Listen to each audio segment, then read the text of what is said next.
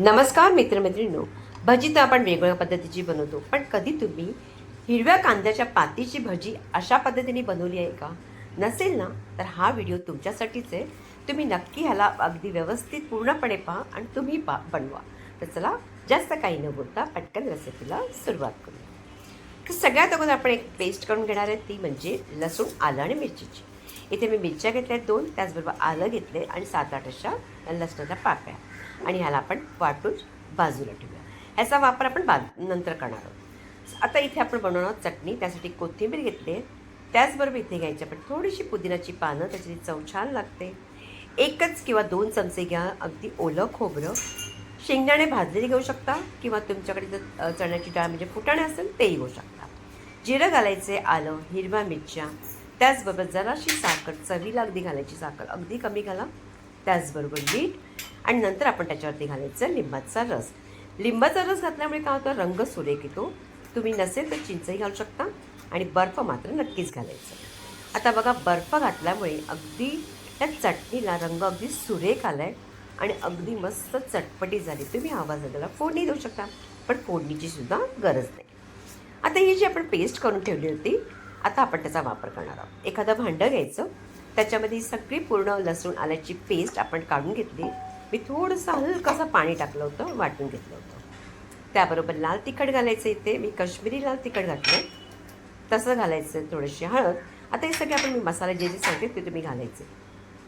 त्याचबरोबर धणेपूड. नंतर घालणार आहोत त्याच्यामध्ये आपण जिराची पावडर घातलेली आहे. चाट मसाला थोडासा घालायचा आहे. इथे गरम मसाल्याचा वापर आपण करायचा बिलकुल नाही आहे. आणि जरासं काळी मिरची पूडसाठी नक्की घाला. चवीपुरतं मीठ घालायचं आहे. आणि अगोदर हे मिश्रण व्यवस्थित मिक्स करा. ते लसूण आल्याच्या पेस्ट जे आपली आहे ओलसर, त्यामुळे छान असं आपले अगदी मस्त असं आपले पेस्ट आपली मिक्स होते. जरासं हलकंसं मिक्सरच्या भांड्यामध्ये जे मिश्रण होतं त्याच्यामध्ये जरासं पाणी घालून मी अशा पद्धतीने पेस्ट रेडी केली.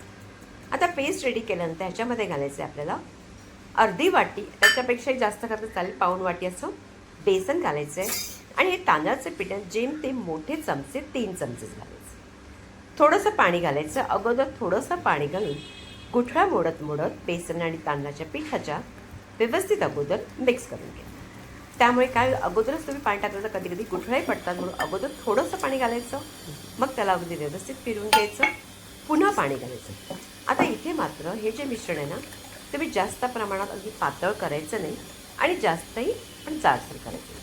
मी तुम्हाला कन्सिस्टन्सी दाखवेन की कशा पद्धतीने आपलं हे मिश्रण राहिलं पाहिजे. पण अगोदर ह्याला आपल्याला 2-5 मिनटं ठेवावं लागेल.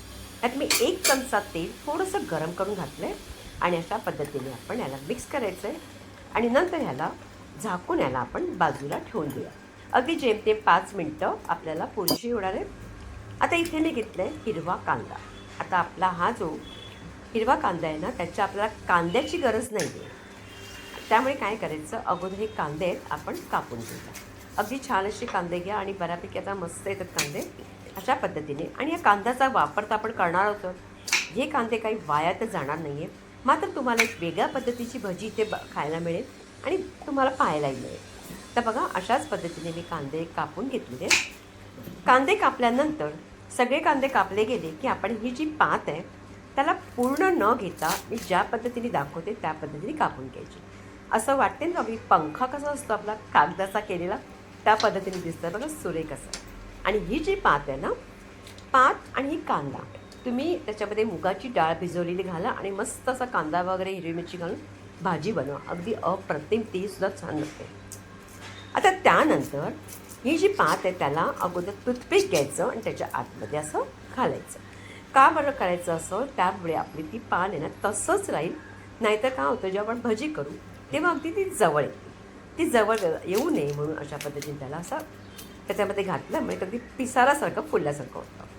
तर बघा, याच पद्धतीने सगळी मी अगदी कांद्याची पात करून घेतली. आता आपण जे मिश्रण आपण ठेवलं होतं 5 मिनटासाठी, तिथे पाहूया आपल्याला ते पातळ आहे, जाड आहे, कसं आहे. कारण थोडंसं आपल्याला त्याला वेळ द्यावाच लागतो. तर आता बघा, हे मिश्रण अगदी परफेक्ट आहे. याच्यामध्ये कुठेही पाणी आणखीन घालण्याची गरज नाही. आणि इथे आपण सोड्याचा सुद्धा, बेकिंग सोड्याचा वापर बिलकुल करायचा नाही आहे. आता हे मिश्रण रेडी झाले आणि बघा ही कन्सिस्टन्सी. तेल मी अगोदरच कढईमध्ये गरम करायला ठेवलं होतं.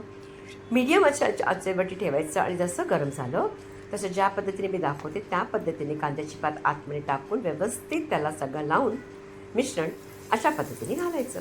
आता याच पद्धतीने जितके कढईमध्ये मावेल तितकेच तुम्ही घालून जा.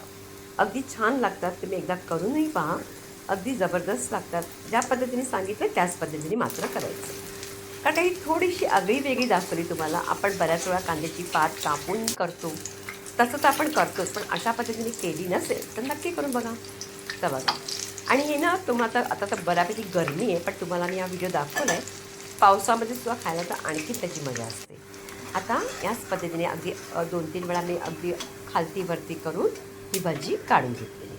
आता बाकीची जी भजी आहेत ना कांद्याच्या पातीची सगळी मी करून घेणार. तर सगळी आपली भजी अगदी मस्त अशी छान रेडी झालेली आहेत. अगदी दिसायला सुरेख वाटतात, खायलाही छान लागतात. त्याबरोबर आपण चटणी ठेवलेली आहे. आता मात्र काय करायचं, जेव्हा या कांद्याच्या पातेला आपण जे टूथपिक लावलं होतं, आता मात्र ती टूथपिक आहे ना ते आपण सगळं काढून घ्यायचं. म्हणजे ज्यांना तुम्ही मुलांना देत असाल किंवा तुम्ही खात असाल, कधी चुकून तुम्हाला राहता कामा नये म्हणून सगळं काढायचं. नाही तर आपण मोठी माणसं तर व्यवस्थित काढूनच खाऊ. आता त्यानंतर मी याला सर्व केलं आहे एखाद्या चटणी आणि सॉसबरोबर. तर बघा अगदी जबरदस्त अशी अगदी आगळी वेगळी कांद्याच्या पातीची भजी रेडी झाली आहे. जर तुम्हाला रेसिपी आवडली असेल तर जास्तीत जास्त लाईक करायचं आहे, प्रत्येकांकडे शेअर करायचं आहे, शॉर्ट व्हिडिओ पाहायला विसरायचं नाही आहे आणि पुन्हा भेटायचं आहे आपण एका छानशा रेसिपीबरोबर.